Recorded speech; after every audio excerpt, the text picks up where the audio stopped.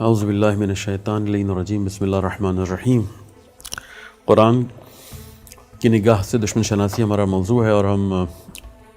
بات کرتے ہوئے یہاں تک پہنچ گئے ہیں کہ آل ابراہیم یا بنی اسرائیل مناسب بہتر ہے بنی اسرائیل کا لفظ، اور اہل کتاب کی جو رسول اللہ کے بارے میں بہت اچھی طرح سے جانتے تھے کہ اس کی گواہی خود قرآن نے کئی مرتبہ دی ہے، انہوں نے اپنی کتابوں کی تعلیمات کو پس پشت ڈال دیا اور کافروں سے بھی بدتر کردار ادا کیا۔ رسول اللہ کو جھٹلانے، ان کی دشمنیاں، حتیٰ کہ ان کی شہادت تک کی کوشش کی ہے کہ کسی طرح سے ابھی نبوت کے اعلان سے پہلے ان کو شہید کر دیں، اور قرآن نے کہا کہ تم جانتے تھے، ہر بات تم جانتے تھے۔ ابھی بھی چند آیات انشاءاللہ ہم پہلے پڑھ لیتے ہیں، اور اس کے بعد پھر یہ سورہ بقرہ کی آیت 159،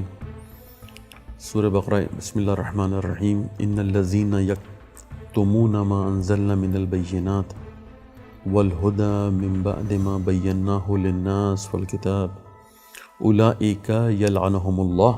ویلعنہم اللاعنون۔ اور ان لوگوں میں سے جو ہماری باتوں کو چھپائے، یقیناً کچھ لوگ ایسے تھے جو ہماری باتوں کو چھپا دیا کرتے تھے، جو ہم نے نازل کیا اس کو چھپاتے تھے، واضح باتوں میں سے جو ہدایت کے لیے آیا تھا، جبکہ وہ چیزیں واضح تھیں، کر دی تھی ہم نے لوگوں کے لیے اس کتاب میں۔ تو پھر کہا کہ کیونکہ انہوں نے اپنی کتابوں کو چھپایا اور حقائق نہیں بتائے، ہم نے پھر اس کتاب میں وہ سارے حقائق لوگوں کو کھول کھول کے بتائے۔ تو ان کے اس چھپانے کی وجہ سے اولئک یلعنہم اللہ، وہ کہ جن پر اللہ نے لعنت کی اور لعنت کرنے والوں نے لعنت کی۔ اسی طرح ایک جگہ پر انہی لوگوں سے متعلق سورہ نساء کی آیت نمبر 46 میں بسم اللہ الرحمن الرحیم۔ من الذین ہادوا یحرفون کلمۃ عن مواضعہ وَيَقُولُونَ سَمِعْنَا وَعَصَيْنَا وَاسْمَعْ غَيْرَ مُسْمَعٍ۔ ترجمہ کیا بنتا ہے؟ یہودیوں میں سے کچھ لوگ، ڈائریکٹ اب تو اللہ نے یہودیوں کا نام لیا ہے، پہلے اہل کتاب اور پھر یہودیوں کا ہے۔ من الذین ہادوا، یہودیوں میں سے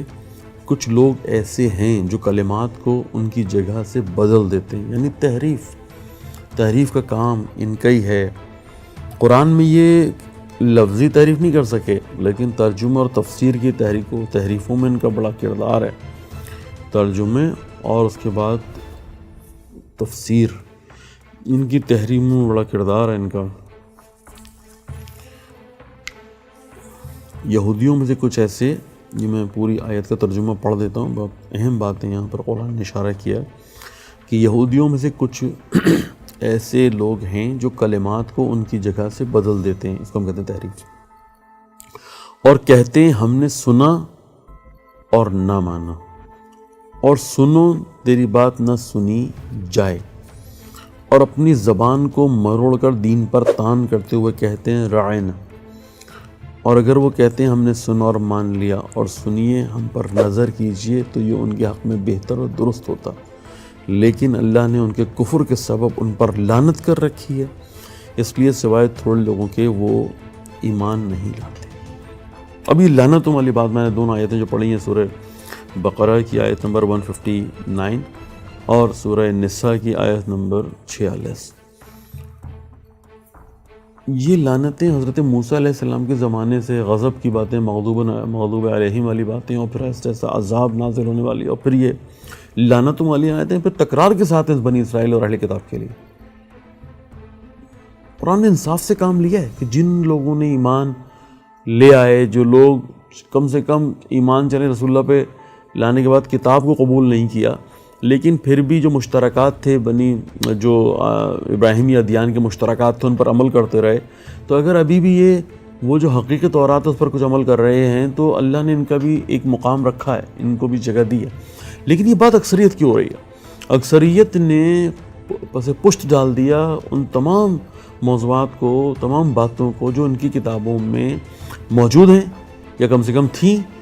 یہ الگ بات ہے کہ میں نظریہ رکھتا ہوں کہ ان کے بڑے ابھی بھی ان کتابوں کو اپنے پاس کہیں محفوظ کیے بیٹھے ہیں، اور جانتے ہیں، رکھیں گے نا اس کو، ان کے پاس تو ایک جس کو آپ کہیں کہ مستقبل کی اس میں بہت زیادہ پیشن گوئیاں ہیں یا پلاننگز ہیں کہ کس طرح سے تم نے آگے بڑھنا ہے، تو بہت ساری چیزوں کی وجہ سے تورات اور انجیل شاید ایک خاص گروہ کے پاس محفوظ بھی ہو،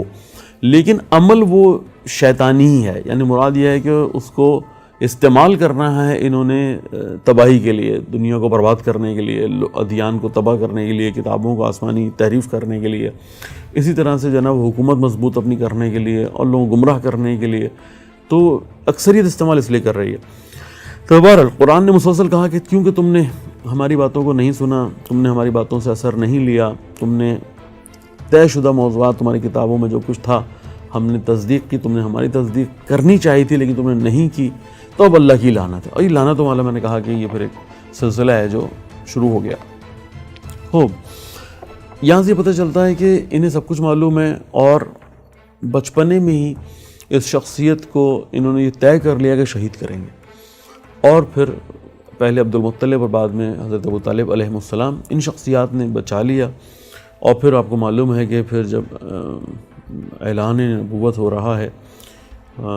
یہ ہاتھ ملتے رہ گئے، ان کے ہاتھ میں کچھ نہیں آیا، ہاتھ ملتے رہ گئے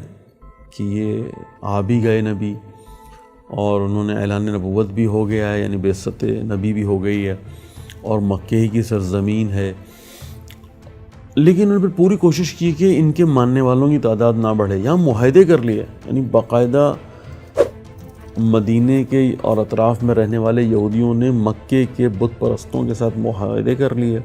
کہ اس شخصیت کو کوشش کریں کام نہ کرنے دیں. سوشل بائیکاٹ والی بات. سوشل بائیکاٹ یعنی وہی جو ہم نے کہا کہ شیب ابی طالب میں 3 سال کے لیے تمام وہ لوگ کے جو اسلام قبول کرنے، بہت کم تعداد ہے ان لوگوں کی جنہوں نے مکے میں ابھی رسول اللہ کا ساتھ دیا ہے. بہت سخت زمانہ ہے، آسان کام نہیں ہے رسول اللہ کا ساتھ مکے میں دینا. اور بہرحال یعنی اتنا سخت تھا وہ سوشل بائیکاٹ کہ 2 شخصیات، یعنی خود ابو طالب بھی اور خود جناب ختیجہ سلام اللہ علیہا، یہ 2 شخصیات کی شہادت کی وجہ بھی اس شیب ابی طالب 3 سالہ سخت دور کہ جس میں ان 2 شخصیات نے شاید سب سے کم غذا کھائی کہ مسلمان اور مسلمانوں کے بچے اور ان کی خواتین زیادہ تر ان کے لیے اگر کچھ آتا بھی تھا، وإلا یہ پتہ ہے آپ کو کہ وہاں کے درختوں کو، وہاں کی گھاس پھوس کو، وہاں پر موجود اس طرح کی چیزیں جو طبعی طور پہ زمین سے اگی ہوئی تھی، بہت کم ایسا ہوتا تھا کہ کوئی ان تک کچھ پہنچا دے. تو وہ جو سوشل بائیکاٹ تھا اس وقت، یہ بھی یہودیوں کی پلاننگ تھی کہ کس طرح سے اہل مکہ کو انہوں نے کہا کہ تم کوشش کرو کہ ان کا رابطہ منقطع کرو. اور یہ ابھی بھی آپ واضح طور پہ دیکھ سکتے ہیں کہ یہ جو سوشل بائیکاٹ شیب ابی طالب میں اس وقت جو ایران کی کیفیت ہے، ان کی خواہش تو یہی ہے کہ ایران کو ایک ایسی جگہ تک لے جائیں کہ ان سے دنیا کا رابطہ منقطع ہو جائے اور یہ مجبور ہو جائیں یا تو سرنڈر کر دیں اپنے آپ کو عالمی طاقتوں کے سامنے، کہیں بھائی ہم نے توبہ کر لی ہے، یا پھر جو ہے نا کسی طریقہ سے. ویسے کسی شخصیت نے بڑی زبردست بات کہی ہے، کہا کہ جو انہوں نے یہ عالمی ایک اجتماع کر رکھا تھا ایران کے خلاف، اور اس کا سوشل بائیکاٹ ہے، اقتصادی بائیکاٹ ہے، حتیٰ کہ دوائیں بھی نہیں پہنچنے دیتے. یہ اندازہ ہے آپ کو سارا جو کچھ انہوں نے کیا، ترقی نہیں کرنے دیتے جو کچھ انہوں نے کیا. تو کسی نے کہا کہ یہ جو کرونا ہے نا، یہ اسی طرح سے دیمک کا کام کر رہا ہے کہ جس نے وہ معاہدہ کہ جو شیب ابی طالب میں رکھنے کے بعد کفار کے سارے قبائل نے مل کے اہل مکہ اور خصوصاً اس میں جو بت پرست تھے انہوں نے مل کے معاہدہ لکھ کے جو ٹانگ دیا تھا خانہ کعبہ میں کہ رسول اللہ نے کہا کہ سوائے اللہ کے نام کے کچھ بھی نہیں بچا اس میں. تو کسی نے کہا بڑی اچھی بات کہی ہے، گہری بات کہی ہے کہ کرونا بالکل اسی طریقے سے اس معاہدے کو کھا رہا ہے کہ جو ایران کے خلاف انہوں نے ایک پلاننگ کی ہوئی تھی. اور ہم یقین رکھتے ہیں کہ جیسے شیب ابی طالب کے بعد ایک انقلاب برپا ہوا، ہجرتیں شروع ہوئیں،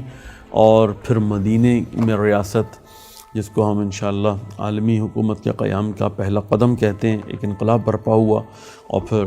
آہستہ آہستہ اسلام مضبوط ہوا، پنپا اور مضبوط ہوا. بالکل ایسے ہی ہم اس کرونا کے بعد کی دنیا کو دیکھیں گے کہ جو طاقتیں رہ جائیں گی وہی ہیں کہ جو اپنے پاؤں پہ،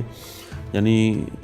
تمہاری لگائی پابندیوں کی وجہ سے اس قوم نے اپنے آپ کو اپنے پاؤں پہ کھڑا کر لیا ہے. یہ چند قومیں جنہوں نے اپنے پاؤں پہ کھڑا کیا اور محتاج نہیں کسی کے، وہ آئندہ اس دنیا میں حکومت کریں گی، اپنی طاقت کا اظہار کریں گی، اور تمہارے وہ معاہدے کہ جو تم نے عالمی